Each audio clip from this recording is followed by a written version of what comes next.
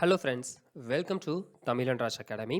So இப்போ நம்ம வந்து பார்க்க போகிற ஒரு டாபிக் வந்து லாஸ்ட் மினிட் ப்ரிப்பரேஷன் ட்ரிக்ஸ்னு சொல்லிட்டு விசை, இயக்கம், ஆற்றல் அப்படின்னு சொல்கிற டாப்பிக்கு கீழெல்லாம் என்னென்ன மிக முக்கியமான பாயிண்ட்ஸ் எல்லாமே இருக்குது அப்படிங்கிற மாதிரி நம்ம வந்து பார்க்க போகிறோம். சரிங்களா? ஸோ இதுக்கு முன்னே நமக்கு வந்து பார்த்தோன்னா என்னென்ன தேவை அப்படிங்கிறத நம்ம வந்து ஃபிசிக்ஸை பொறுத்த வரைக்கும் நம்ம வந்து பார்த்துருந்தோம். ஸோ ஃபிசிக்ஸில் நமக்கு வந்து பார்த்தோன்னா ஓவராலாக கிட்டத்தட்ட எல்லா டாப்பிக்குமே நமக்கு வந்து கவர் பண்ணி முடிச்சாச்சு. ஸோ மெஷர்மெண்ட்டாக இருக்கட்டும், லைட்டாக இருக்கட்டும், சவுண்டாக இருக்கட்டும், தென் அதுக்கடுத்து ஹீட்டாக இருக்கட்டும், எலக்ட்ரிசிட்டியாக இருக்கட்டும், இது எல்லாமே நம்ம வந்து ஓவராலாக கம்ப்ளீட் பண்ணி முடிச்சாச்சு. ஸோ இப்போ நம்ம வந்து அதோட பேலன்ஸ் இருக்கக்கூடிய கண்டென்ட், இதோட ஃபிசிக்ஸ் அப்படிங்கிறது ஓவர். ஸோ இதுக்கு அடுத்த டாபிக் நம்ம வந்து பயாலஜி அப்படின்ற ஒரு கண்டென்ட்டை நம்ம வந்து பார்க்கலாம். சரிங்களா? சரி, ஓகே. ஃபஸ்ட்டு புவி மேற்கிலிருந்து கிழக்காக சுற்ற வேண்டும் அப்படின்னு சொல்லிட்டு ஆக்சுவலாக வந்து இதுக்கு முன்னே நமக்கு ஆக்சுவலாக சூரியன் அப்படிங்கிறது கிழக்கு உதிச்சு மேற்கு மறையுதுல. ஸோ அதை என்ன சொன்னாங்க அப்படின்னு பார்க்கும்போது நிறைய பேர் சூரியன் தான் நமக்கு வந்து பூமியை சுற்றி வருது அப்படின்லாம் நிறைய அறிஞர்கள் சொன்னாங்க. மாறாக ஆரியப்பட்டர் என்ன சொன்னார் அப்படின்னு பார்க்கும்போது சூரியன் அப்படியே தான் இருக்குது, பூமி அப்படிங்கிறது தான் மேற்கிலிருந்து கிழக்காம அப்படிங்கிறது சுற்றுறதுனால நமக்கு நமக்கு சூரியன் வந்து கிழக்கு உதிச்சு மேற்கு மறைகிறது அப்படிங்கிற மாதிரி நமக்கு ஒரு வியூகம் தெரியுது அப்படின்னு சொல்லியிருந்தார். யார் சொல்லியிருந்தாருன்னு பார்க்கும்போது ஆரியப்பட்டா. த நெக்ஸ்ட்டு, ஒரு பொருள் ஓய்வு மற்றும் இயக்கம் என்பது காண்பவரது நிலையை பொறுத்தது அப்படிங்கிறது ஒரு ஆப்ஷன் கொடுக்குறாங்க. அது என்ன காண்பவரது நிலையை பொறுத்தது அப்படின்னு பார்த்தோம்னா, இப்போ நான் நின்றுருக்கேன் அப்படின்னா எனக்கு பக்கத்தில் ஒருத்தர் அதே மாதிரி சேமாக நின்றுருக்காரு அப்படின்னு பார்க்கும்போது இவர் வந்து ஓய்வு நிலையில் இருக்காருன்னு அர்த்தம். ஸோ இதே இது நான் ஒரு பஸ்ஸில் உட்காந்துருக்கேன் அப்படின்னா, நான் உட்காந்துருக்கேன், எனக்கு பக்கத்தில் கொண்டு பஸ்ஸில் உட்காந்துருக்காருன்னா நாங்கள் ரெண்டு பேருமே ஓய்வில் இருக்கிறதா தான் அர்த்தம். ரைட்டுங்களா? ஸோ எந்த மூமெண்ட்டும் இல்லாமல் உட்காந்துருக்கோன்னா ஓய்வில் இருக்கோம். மாறாக நான் பஸ்ஸில் இருக்கும்போது பஸ்ஸு மூமெண்ட்டில் இருக்குது, பஸ்ஸு மூமெண்ட்டில் இருக்குது. அப்போது நான் வந்து ஓய்வில் இருக்கேன். இப்போ வெளியிலேருந்து ஒரு பர்சன் வந்து பார்க்குறாங்க அப்படின்னு பார்க்கும்போது, என்னை பார்க்கும்போது பஸ்ஸு மூமெண்ட்டில் இருக்கும், பஸ்ஸுக்கு உள்ளே இருக்கக்கூடிய நானும் மூமெண்ட்டில் தான் இருப்பேன். அப்படின்னும்போது நான் வந்து வெளியில் நிற்கக்கூடிய ஆளுக்கு இயக்கத்தில் இருக்கேன். ரைட்டா? மூமெண்ட்டில் இருக்கேன். ஆனால் எனக்கு பக்கத்தில் உட்காந்துருக்க ஆளுக்கும் நான் வந்து ஓய்வில் இருக்கேன். கரெக்டாக? ஸோ அப்படி இருக்கும்போது இந்த ஓய்வு இருக்கக்கூடிய நிலை இங்கு காண்பவரது நிலையை பொறுத்து இயக்கமாகவும் மாறும் அப்படிங்கிறத சொல்கிறதுனால இது சார்புடையது அப்படின்னு சொல்லுவாங்க. ஓகேவா? சரி, ஓகே. த நெக்ஸ்ட்டு, பொருட்களின் மீது உயிருள்ள அல்லது உயிரற்ற காரணிகளால் செயல்படுத்தப்படும் தள்ளுதல் அல்லது இழுத்தலை விசை எனப்படுகிறது. ஒரு பொருளை மூவ் பண்ணி கொண்டுட்டு போகணும் அப்படின்னா கண்டிப்பான முறையில் ஒன்று அந்த பொருளை தள்ளணும், இல்லாட்டி இழுக்கணும். ஏதோ ஒரு நிகழ்வு நடக்கும். ஒன்று அது உயிருள்ள ஒரு பொருட்களால் நடக்கலாம், அல்லது உயிரற்ற ஒரு பொருட்களால் கூட நடக்கலாம். லைக் காற்று அப்படிங்கிறது ஒரு உயிரற்ற பொருள். காற்றுங்கிறது ஒரு பொருளை இன்னொரு இடத்துக்கு நகர வைக்கும். சரிங்களா? கரெக்டு தானே? ஸோ அதனால் உயிருள்ள ஒரு பொருள்னால ஒரு ஓய்வு நிலையில் கூடிய ஒரு பொருள் இயக்கத்துக்கு வரலாம், அல்லது இயக்கத்தில் கூடிய ஒரு பொருள் ஓய்வுக்கு வரலாம் அப்படிங்கிற மாதிரி சொல்கிறதா. ஸோ இப்போ தள்ளுதல் அல்லது இழுத்தல் அப்படிங்கிறது தான் விசை அப்படின்னு சொல்கிறாங்க. ஸோ காரணி அப்படிங்கிறது உயிருள்ள காரணி, உயிரற்ற காரணி அப்படிங்கிற மாதிரி நமக்கு வந்து ஆப்ஷன் கொடுத்துருவோமா. ஸோ இந்த மாதிரி காரணி தான் கொடுத்துருக்காங்க, உயிருள்ள அல்லது உயிரற்ற அப்படிங்கிற மாதிரி 2 விதமான காரணிகளை பிரிச்சிருப்பாங்களாமா. தென் விசை, விசையை பொறுத்த வரைக்கும் தொடு விசைன்னு ஒன்று இருக்குது, தொடா விசைன்னு ஒன்று இருக்குது. ஸோ இப்போ காந்தத்தினுடைய ஈர்ப்பியல் பண்பு அப்படின்னு எடுத்துப்போம். அந்த காந்தத்தை டச் பண்ணாமலே பக்கத்தில் இருக்கக்கூடிய இன்னொரு பொருளை ஈர்க்கும். கரெக்டாக? ஸோ அது வந்து இல்லை, இன்னொரு பொருளை டச் பண்ணாமலே ஒரு பொருளை தள்ளும். கரெக்டுங்களா? ஸோ அது வந்து தொடா விசை அப்படின்னு நமக்கு வந்து சொல்லலாம். அதுக்கு ஒரு மிக முக்கியமான ஒரு உதாரணம் புவி ஈர்ப்பு விசை அப்படிங்கிறத நமக்கு வந்து மிக முக்கியமான ஒரு உதாரணமாக கொடுத்துருப்பாங்க. சரிங்களா? ஸோ பூமிக்கு மேலே இருக்கக்கூடிய மற்ற பொருட்கள் மீதும் எந்த விதமான தொடுதல் தொடர்பு இருக்காது, மாறாக இழுவிசை மட்டும் இருக்கும். ஸோ அந்த மாதிரி தொடாமல் ஒரு விசையை வந்து கிரியேட் பண்ணி கொடுக்குது, இழுக்குது, அல்ல செயல்படுத்துது அப்படின்னு பார்க்கும்போது அதை தொடா விசைன்னு சொல்லுவாங்க. ஸோ அதை தான் கிராவிட்டி, புவி ஈர்ப்பு விசை 9.8ன்னு சொல்லுவோம். ஸோ 980 டைன் அப்படின்னு கூட சொல்லலாம். புவி ஈர்ப்பு முடுக்கம் அப்படிங்கிறது 9.8 மீட்டர் பர் செகண்ட் அப்படிங்கிறது கொடுப்போம். தொடு விசை அப்படிங்கிறத நமக்கு வந்து பார்த்தோம்னா ஒன்று டச் பண்ணும்போது ஒரு விதமான ஃபோர்ஸஸ் அப்படிங்கிறது கிரியேட் ஆகக்கூடிய நிகழ்வு தொடு விசையில் நமக்கு வந்து உதாரணமாக சொல்லுவோம். ஸோ நம்ம ஒரு பொருளை தொட்டு தள்ளுறோம்ல, ஸோ ஒரு பஸ்ஸை தள்ளுறோம் அப்படின்னா நம்ம தொடுறதுனால அங்கே ஒரு விசை அப்படிங்கிறது கிரியேட் ஆகுது, அதனால் ஒரு பொருள் மூவ் ஆகுதுல, அதை வந்து தொடு விசையில் சொல்லுவோம். ஓகேவா? த நெக்ஸ்ட்டு, விசையினால் ஏற்படக்கூடிய மாற்றம். இப்போது நம்ம அடிஷனலான ஏதோ ஒரு விசை கொடுக்குறோம் அப்படின்னா அந்த விசையினால் பொருட்களில் என்னென்ன விதமான மாற்றங்கள் ஏற்படலாம் அப்படின்னு பார்க்கும்போது அதனுடைய திசை வேகம் மாறலாம். ஸோ இப்போ லைக் ஒரு பொருள் அப்படிங்கிறது இப்படி இருக்குன்னா, ஸோ இந்த பொருள் லைட்டாக போகிட்டு இதே மாதிரி டைரக்ஷனில் மூவ் ஆகிட்டு இருக்குன்னா, இப்போ இந்த இடத்துல அடிஷனலான ஒரு ஃபோர்ஸ் நமக்கு கொடுத்தோம் அப்படின்னா இதனுடைய திசை வேகம் மாறலாம். ஸோ இதனுடைய வேகம் அப்படிங்கிறது இடப்பெயர்ச்சி செய்யக்கூடிய அந்த தொலைவு அப்படிங்கிறது மாறலாம், அதனால் திசை வேகம் மாறலாம் அப்படிங்கிறது ஒன்று. பொருளுடைய வடிவம், ஸோ ஒரு பலூனில் நமக்கு வந்து பார்த்தோன்னா காற்றை ஊதிட்டு அதை வந்து அடித்தோம் அப்படின்னா கண்டிப்பான முறையில் ஸோ அது வந்து வெடிக்கிறதுக்கான சான்சஸ் இருக்குது, இல்லை அதனுடைய ரவுண்டான ஒரு ஸ்ட்ரக்சர்லேருந்து மாறுறதுக்கான சான்சஸ் இருக்குது. அது வந்து பொருளுடைய வடிவம். தென் பொருளினுடைய அளவு சின்னதாக இருக்கக்கூடிய ஒரு பொருள் வெடிக்கலாம் அல்லது பெருசாக இருக்கக்கூடிய ஒரு பொருளை சுருக்கலாம். ஸோ லைக் ஒரு ஸ்டம்பர் பால் எடுத்துப்போம் சரிங்களா. ஸோ சின்ன குழந்தை விளாட்ற அந்த நார்மல் பால் இருக்கும்ல, ஸோ அதை எடுத்து கையில் அமுக்கணும்னா ரொம்ப சிறுசாகும்ல, ஸோ சுருங்கும்ல, அதை நமக்கு கொடுத்துருப்பாங்க. பொருளுடைய அளவில் அதனுடைய வேகம், ஸோ ஒரு இடத்துல இருந்து இன்னொரு இடத்துக்கு போகக்கூடிய அந்த வேகமும் மாறலாம் சொல்லுவாங்க. ஓகேவா. நெக்ஸ்ட் இயக்கம். சுழற்சி இயக்கம், வட்டப்பாதை இயக்கம், நேர்கோட்டு இயக்கம், அலைவு இயக்கம், தற்சுழற்சி இயக்கம், கால ஒழுங்கு இயக்கம், கால ஒழுங்கற்ற இயக்கம் அப்படிங்கிற மாதிரி பலவிதமான இயக்கங்கள் இருக்கு சரிங்களா. சுழற்சி இயக்கம், வட்டப்பாதை இயக்கம், நேர்கோட்டு இயக்கம், அலைவு இயக்கம், தற்சுழற்சி இயக்கம், கால ஒழுங்கு இயக்கம், கால ஒழுங்கற்ற இயக்கம். ஸோ இதெல்லாம் என்னன்னு தெரியும். நேர்கோட்டு இயக்கம்ல லைக் நமக்கு வந்து பார்த்தோன்னா நேராக போயிட்டு இருந்துச்சு வைங்களேன், மேலேருந்து கீழே விழக்கூடிய ஒரு பொருள் நேர்கோட்டு இயக்கத்துக்கு உதாரணமாக சொல்லுவாங்க. தென் அலைவு இயக்கம் அப்படிங்கிறது நமக்கு வந்து பார்த்தோன்னா கடிகாரங்கள், அதாவது தனி ஊசல் அப்படின்னு சொல்லக்கூடிய ஒரு கடிகாரம் அப்படின்னு ஒன்று இருக்குல்ல, ஸோ அதை நமக்கு வந்து சொல்லலாம் சரிங்களா. ஸோ முன்ன பின்ன நமக்கு வந்து வடிவேலுடைய காமெடியில் இருக்கிற நீ ஆணியை பிடுங்க வேணாம்னு சொல்லிட்டு ஒரு காமெடி இருக்கும்ல, ஸோ அதில் நமக்கு வந்து சொல்லிட்டு ஒரு இது இருக்கும்ல, ஒரு கடிகாரம். ஓகேவா, அதைத்தான் நமக்கு வந்து சொல்லியிருப்பாங்க. ஓகேவா, சரி ஓகே. தென் நெக்ஸ்ட்டு கால ஒழுங்கு, கால ஒழுங்கற்றெல்லாம் எடுத்துக்கிட்டோம் அப்படின்னா சீரான கால இடைவெளியில் சம அளவு தொலைவை கடந்தாலோ அல்லது சம இடப்பெயர்ச்சி நிகழ்வுகள் ஏதோ ஒன்று நடந்தாலோ அதை கால ஒழுங்கு இயக்கத்தில் சொல்லுவோம். கால ஒழுங்கற்ற இயக்கம் அப்படிங்கிறதுக்கு நமக்கு வந்து பார்த்தோன்னா சரியான தொலைவை சரியான காலத்தில் கடக்காமல் இருந்துச்சு அப்படின்னா அது கால ஒழுங்கற்ற இயக்கம் அப்படிங்கிறதுக்கு உதாரணமாக நமக்கு வந்து சொல்லுவாங்க. ஓகேவா. ஸோ லைக் நமக்கு வந்து பார்த்தோன்னா இப்போ சூரியன் தோன்றி மறையக்கூடிய நிகழ்வு வந்து கால ஒழுங்கு இயக்கம் தான். ஸோ அதனுடைய ஒரே ஸ்பீடு ஒரே மாதிரி தான் இருக்கும், அதில் எந்த விதமான சேஞ்சஸும் நமக்கு சொல்ல முடியாது.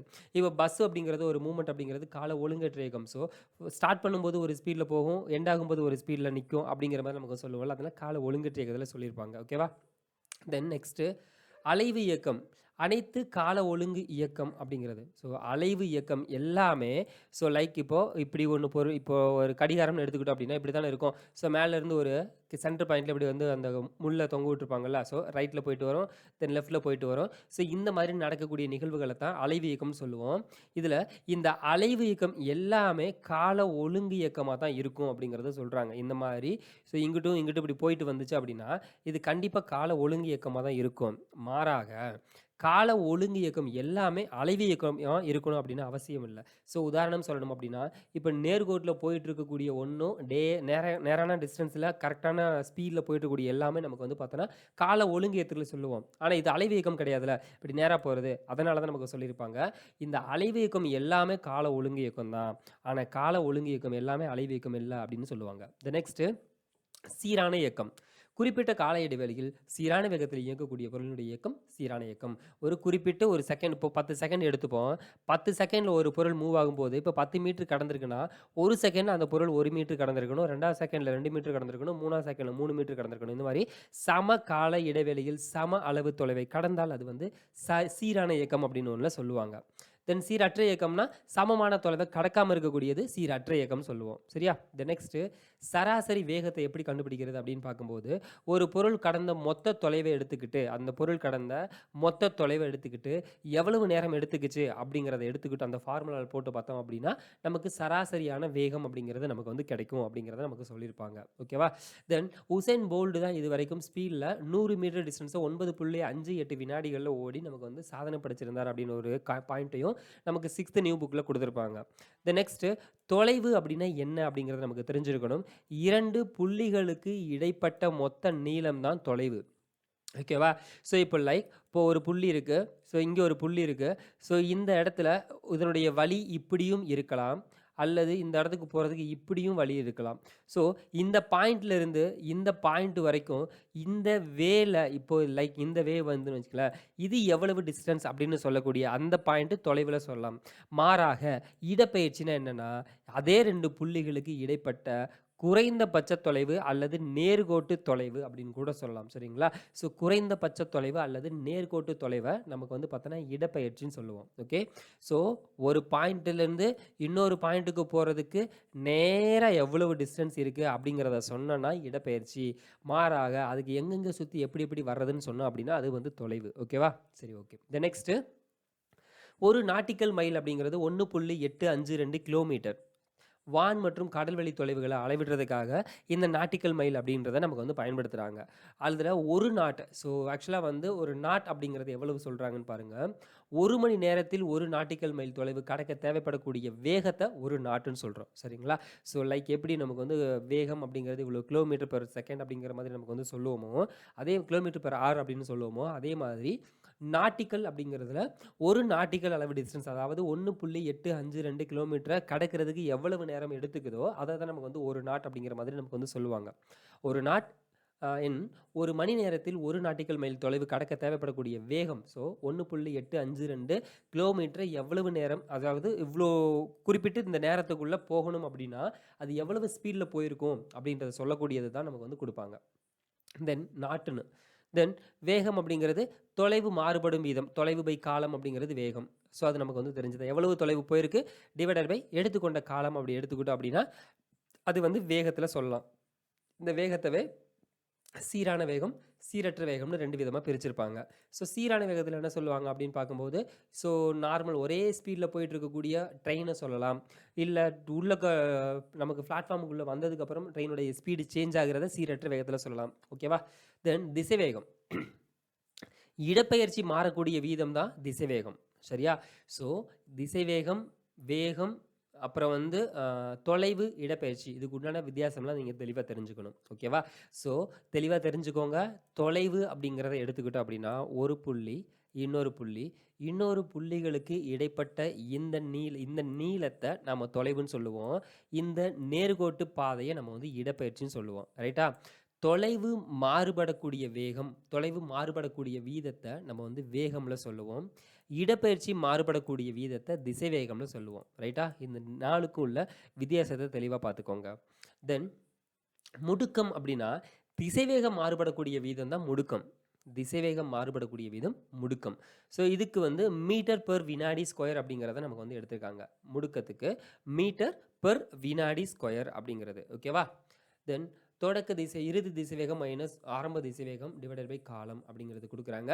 ஸோ ஒருவேளை உங்களுக்கு சம்மா கேட்குற மாதிரி இருக்குன்னு வச்சுக்கோங்களேன். ஸோ ஒரு பொருள் அல்லாது ஒரு ட்ரெயினோ இல்லை ஒரு பஸ்ஸோ அதனுடைய இறுதி திசைவேகம் 10 கிலோமீட்டர் பெர் மணி, அதனுடைய ஆரம்ப திசைவேகம் 2 கிலோமீட்டர் பெர் மணி எனில் அதனுடைய முடுக்கம் காண்க அப்படின்னு கேட்டால் 10 மைனஸ் 2 டிவைடட் பை எவ்வளவு நேரம் எடுத்துக்கிச்சு. ஃபார் எக்ஸாம்பிள் 1 ஹவர் அப்படின்னா 1 ஹவர், 2 ஹவர் அப்படின்னா 2 ஹவர், 3 ஹவர் அப்படின்னா 3 ஹவர் அப்படிங்கிற மாதிரி கொடுத்து தான் இதனுடைய முடுக்கம் நம்ம வந்து கண்டுபிடிக்கணும். ஓகேவா? சரி, ஓகே. த நெக்ஸ்ட் முடுக்கத்தவே நேர் முடுக்கம், இன்னொன்று வந்து எதிர் முடுக்கம் அப்படின்னு நமக்கு வந்து சொல்லுவாங்க. ஸோ இந்த நேர் முடுக்கம் அப்படின்னு என்ன அப்படின்னா காலத்தை பொறுத்து கூடிக்கிட்டே போச்சு அப்படின்னா நேர் முடுக்கம். ஸோ நார்மலாக முடுக்கம் என்ன சொல்லியிருக்கோம், திசைவேகம் மாறக்கூடிய வீதம் முடுக்கம். ஸோ ஒரு செகண்டில் இதனுடைய திசைவேகம் 1 இருக்குன்னு வச்சுக்கோங்களேன். 2வது செகண்டில் இதனுடைய திசைவேகம் 2 இருக்கணும். 3வது செகண்டில் நமக்கு 3 இருக்கணும். 4வது செகண்டில் 4 இருக்கணும். இந்த மாதிரி ஒரே மாதிரி கொஞ்சம் கொஞ்சமாக கூடிக்கிட்டே போச்சு அப்படின்னா அது வந்து நேர்முடுக்கம். ஸோ ஒரு செகண்டில் 1 இருந்துட்டு 2 செகண்ட் போகும்போது இது வந்து டவுன் ஆகி 3 செகண்ட் போகும்போது இன்னும் டவுன் ஆச்சு அப்படின்னா அது எதிர் முடுக்கம். சரியா? ஸோ முடுக்கத்தில் 2 இருக்குது, நேர் முடுக்கம் இருக்குது, எதிர் முடுக்கம் இருக்குது. அந்த 2க்குள்ள வித்தியாசம் நமக்கு தெரிஞ்சிருக்கணும். ஓகேவா? சரி, ஓகே. த நெக்ஸ்ட்டு அதுலேயே சீரான முடுக்கம்னா என்ன, சீரற்ற முடுக்கம்னா என்னன்னு கொடுக்க வராங்க. சீரான முடுக்கம் இஸ் நத்திங் பட் ஒன்றும் இல்லை. ஸோ ஒரே மாதிரி, ஸோ ஒரு செகண்டுக்கு 1 கூடி இருக்குன்னா அடுத்து அந்த 1 ஒன்றா அப்படியே அதே மாதிரியே நமக்கு வந்து போகிறது. ஸோ முதல் செகண்டில் 1 போகுது, 2வது செகண்டில் அதே மாதிரியே வரிசையாக அதே மாதிரியே நமக்கு இருந்துச்சு அப்படின்னு பார்க்கும்போது எந்த விதமான சேஞ்சஸும் இல்லாமல் இருந்துச்சுன்னா அதை நமக்கு சீரானல சொல்லுவோம். ஸோ முதல் ஒரு செகண்டில் நமக்கு வந்து பார்த்தோன்னா 1 மீட்டர் நமக்கு கிராஸ் ஆனது, அடுத்த ஒரு செகண்டில் நமக்கு வந்து பார்த்தோன்னா 2 மீட்டர் கிராஸ் ஆயிருக்கு, அடுத்த ஒரு செகண்டில் நமக்கு வந்து பார்த்தா அப்படின்னா நமக்கு ஒரு 1.5 மீட்டர் கிராஸ் ஆயிருக்கு அப்படின் போது இதில் எல்லாமே சேஞ்சாக இருக்குல்ல.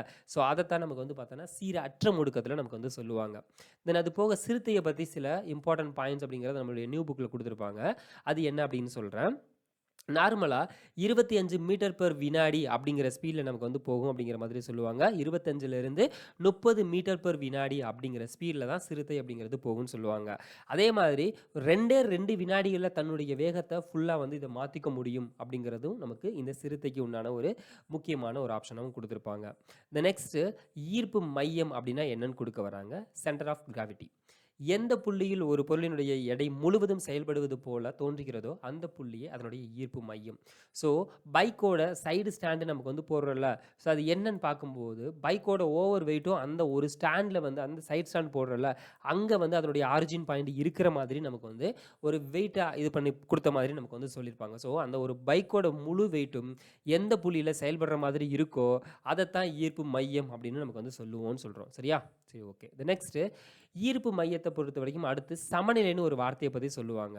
சமநிலை அப்படின்னா இப்போ ஒரு பொருளை இப்போ நான் கீழே வச்சிருக்கேன் அப்படின்னு பார்க்கும்போது, இப்போ அந்த பொருள் கீழே வச்சிருக்கேன்னா அது எப்போவுமே அப்படியே தான் இருக்கும், கீழெல்லாம் விழாது அப்படின்னா அது ஒன்று. இல்லை ஒரு பொருளில் ஒரு குச்சியை வச்சுருக்கேன் அப்படின்னா அந்த குச்சி எப்போ வேணாலும் நேராக இருக்கிற குச்சி கீழே விழலாம். ரைட்டா? ஸோ இல்லை ஒரு பொருளில் மேல் பரப்பு அதிகமான பரப்பாகவும் கீழே ஊண்டி இருக்க பரப்பு ரொம்ப கம்மியாகவும் இருந்துச்சுன்னா அதுவும் எப்போ வேணாலும் விழலாம். சரிங்களா? ஸோ அதைத்தான் நமக்கு வந்து பார்த்தோன்னா உறுதி சமநிலை, உறுதியற்ற சமநிலை, நடுநிலை சமநிலை அப்படிங்கிற மாதிரி நமக்கு வந்து பிரிப்பாங்க. ஓகேவா? சமநிலையை உறுதி சமநிலை, உறுதியற்ற சமநிலை, நடுநிலை சமநிலை அப்படின்னு பிரிப்பாங்க. ஸோ இதில் லைக் உறுதி சமநிலை அப்படின்னு எடுத்துப்போம். உறுதி சமநிலை அப்படின்னு எடுத்துக்கிட்டோம் அப்படின்னா இப்போ ஒரு சின்ன ஒரு கோப்பை மாதிரி வச்சுப்போம். ஸோ இந்த மாதிரி ஒரு கோப்பை அப்படிங்கிறது இப்படி இருக்குன்னு வச்சுப்போம். சரிங்களா? ஸோ இது நமக்கு வந்து பார்த்தோன்னா எந்த காலத்திலும் கீழே விழாது, அல்லது இப்படி கூட நமக்கு வந்து சொல்லலாம். ஸோ என்ன சொல்லலாம் அப்படின்னா ஒரு சின்ன ஒரு குவளை அப்படிங்கிறத நமக்கு வந்து பார்ப்போம். ஸோ இப்படி ஒரு குவளை இருக்குன்னு வச்சுப்போம். சரிங்களா? ஸோ இந்த ஒரு குவளை இப்படி நான் தரையில் வச்சுருக்கேன்னா இது வந்து கீழே விழாது. கரெக்ட்டுங்களா? ஸோ மறுபடியும் கூட வேறு மாதிரி ட்ரா பண்ணுறேன். ஸோ இப்போ நமக்கு இந்த கெமிஸ்ட்ரி லேபில் நமக்கு வந்து யூஸ் பண்ணுவோம்ல, சின்ன ஒரு குவளை மாதிரி இருக்கிறது. ஸோ இந்த மாதிரி இதை வச்சுருக்கோன்னு வச்சுக்கோங்களேன். ஸோ இது எப்போயாவது கீழே விழும் அப்படி நேராக வச்சுருந்தோன்னா இது வந்து கீழே விழாது. இது வந்து உறுதி சமநிலை அப்படின்னு நமக்கு வந்து சொல்லுவோம். மாறாக இந்த பீக்கரை இப்படி திருப்பி இப்படி தரையில் ஊண்டி வச்சுருந்தோன்னா இது வந்து கண்டிப்பான முறையில் கீழே எப்போ வேணாலும் விழுறதுக்கான சான்சஸ் இருக்குது. இது உறுதியற்ற சமநிலையில் சொல்லுவோம். மாறாக இப்படி நான் வந்து கிராஸாக வச்சுருக்கேன். சரிங்களா? ஸோ இந்த மாதிரி கிராஸாக இதை வந்து இங்கே எப்படின்னா இது படுற மாதிரி வச்சுருக்கேன். ஓகேவா? ஸோ இப்படி தரையில் ஊண்டி வச்சுருக்கேன். அப்படி இது வந்து நார்மலாகவே இருக்கும், எதுவும் ஆகாது அப்படிங்கிற மாதிரி சொல்லியிருப்பாங்க. இதுக்கு ஒரு உதாரணத்தை நமக்கு வந்து பார்த்தோன்னா ரப்பர் பால் இருக்குல்ல, பாலை கூட வச்சு நமக்கு கொடுத்துருப்பாங்க. ஜஸ்ட் இதனோட சமநிலை பற்றி நமக்கு வந்து கொடுக்க வர்றாங்க. ஓகேவா? ஸோ இதில் இந்த சமநிலை அப்படிங்கிற ஒன்று கான்செப்டை நம்ம அதிகரிக்கணும் அப்படின்னு பார்க்கும்போது இதில் என்ன இருக்கணும் அப்படின்னா மேல் பரப்பில் இருக்கக்கூடிய வெயிட்டை விட கீழ் பரப்பில் வெயிட் அதிகமாக இருந்துச்சுன்னா பொருள் வந்து சமநிலையில் இருக்கும் அப்படிங்கிறது. சரிங்களா? ஸோ ஃபார் எக்ஸாம்பிள் அதுக்கு சொல்லணும் அப்படின்னா இந்த கீழே வெயிட் அதிகமாக வச்சுட்டு மேலே ஒரு குச்சியை மட்டும் வச்சுருந்தீங்கன்னா இந்த குச்சி எப்போவுமே கீழெல்லாம் விழாது. இதில் வந்து பிடிக்க வச்சுருந்தோம்னா கரெக்டாக. ஸோ அந்த மாதிரி கீழ் பரப்பில் வெயிட் அதிகமாக வச்சுக்கணும். அதாவது இந்த பொருளுடைய மொத்த ஈர்ப்பு மையமும் தரைப்பகுதியிலிருந்து கம்மியான தூரத்தில் இருக்கணும் அப்படின்னு ஒரு ஆப்ஷன் கொடுத்துருப்பாங்க. இன்னொன்று தரையில் படக்கூடிய பரப்பு அதிகமான பரப்புகளை பெற்றிருந்துச்சு அப்படின்னாலுமே நம்மளுடைய பொருள் கீழே விழாது அப்படின்ற ஒரு கான்செப்டையும் நமக்கு கொடுத்துருப்பாங்க. ஓகேவா? இந்த நெக்ஸ்ட்டு சமநிலை முடிச்சாச்சு. நெக்ஸ்ட்டு விசையின் விளைவானது விசையின் எண்மதிப்பையும் அது செயல்படக்கூடிய பரப்பையும் சார்ந்தது. ஸோ விசை அப்படின்னு இருக்குது. சரிங்களா? ஸோ இப்போது ஒரு பொருள் இருக்குது, இங்கே நான் வந்து ஃபோர்ஸ் கொடுக்க போகிறேன். இப்படி நான் கொடுக்குறேன் அப்படின்னா இதில் நான் எவ்வளவு அமௌண்ட் ஆஃப் ஃபோர்ஸை நான் கொடுக்குறேன், கரெக்டாக எவ்வளவு அமௌண்ட் ஆஃப் ஃபோர்ஸை நான் கொடுக்குறேன் அப்படிங்கிறதையும் சார்ந்திருக்கும். இந்த பொருளை எவ்வளவு பரப்பில் இது வந்து டச் ஆகுது அப்படிங்கிறதையும் சார்ந்து இருக்கும். ரைட்டா? இது ரெண்டையும் சார்ந்து தான் இருக்கும். ஸோ ஒரு சின்ன ஒரு உதாரணம் சொல்லணும் அப்படின்னா இப்போது ஒரு சின்ன ஒரு ஊசியை எடுத்து நம்ம வந்து மெதுவாக டச் பண்ணோம்னா ஸோ நம்ம அந்த ஊசி அப்படிங்கிறது நம்மளுடைய ஸ்கின்குள்ளே போகாது.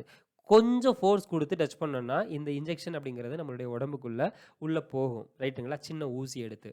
மாறாக சின்ன ஊசிக்கு கொடுக்கக்கூடிய அதே ஃபோர்ஸ் எடுத்து ஒரு ஆணி எடுத்து நம்ம உடம்புல குத்துனோம் அப்படின்னா உள்ளே போகுமா? போகாது. அதே அளவு விசை தான் நான் கொடுக்குறேன், ஆனால் உடம்பு உள்ளே போகாது. அப்போது இங்கே என்ன தெரியுதுன்னு பார்க்கும்போது இந்த தொடு பரப்பு இருக்குல்ல, ஊசி அப்படிங்கிறது நம்ம ஸ்கின்ல படக்கூடிய இந்த பரப்பும் ஆணிங்கிறது நம்ம ஸ்கின்ல படக்கூடிய இந்த பரப்பும் ரெண்டினுடைய பரப்பு அப்படிங்கிறது வித்தியாசம் மாறுபடுதா? ரெண்டினுடைய தொடு பரப்புகளும். ஸோ அப்போ அந்த விசையினுடைய விளைவு அது உடம்புக்கு உள்ளே போகுதா போகலையா, இல்லை அது என்ன அவுட்புட்டை கொடுக்குது அப்படின்னு சொல்லக்கூடிய இந்த விளைவானது கண்டிப்பான முறையில் இந்த தொடு பரப்பையும் சார்ந்திருக்கும். மாறாக நான் கொடுக்கக்கூடிய இந்த ஃபோர்ஸையும் சார்ந்து இருக்கும் அப்படிங்கிறது தான் இங்கே ஒன்று கொடுத்துருக்காங்க. இந்த நெக்ஸ்ட்டு உந்து விசை. சரி, ஓகே. இதில் இருக்கக்கூடிய டாபிக் எல்லாமே நம்ம வந்து இதுக்கு அடுத்த வீடியோவில் நம்ம வந்து கண்டினியூ பண்ணலாம். சரிங்களா? ஸோ இந்த வீடியோ உங்களுக்கு பிடிச்சிருக்குன்னு நினைக்கிறேன். ஸோ இந்த வீடியோ உங்களுக்கு பிடிச்சிருந்துச்சு அப்படின்னு கண்டிப்பாக லைக் பண்ணுங்கள், ஷேர் பண்ணுங்கள், உங்களுடைய நண்பர்களுக்கு மறக்காமல் பகிர்ந்துக்கோங்க. இது மாதிரி அடுத்தடுத்த வீடியோஸ்லாம் கரெக்டாக உங்களை வந்து சேரணும் அப்படின்னா மறக்காமல் என்னுடைய சேனலை சப்ஸ்கிரைப் பண்ணுறது மட்டும் இல்லாமல் பக்கத்தில் பெல் ஐக்கான் இருக்கும், அதையும் சேர்த்து ப்ரெஸ் பண்ணிக்கோங்க. நம்ம அடுத்த வீடியோவில் இதுக்கு பேலன்ஸ் இருக்கக்கூடிய கண்டென்ட்டை நம்ம வந்து அடுத்த வீடியோவில் கண்டினியூ பண்ணலாம். சரிங்களா? தேங்க்யூ.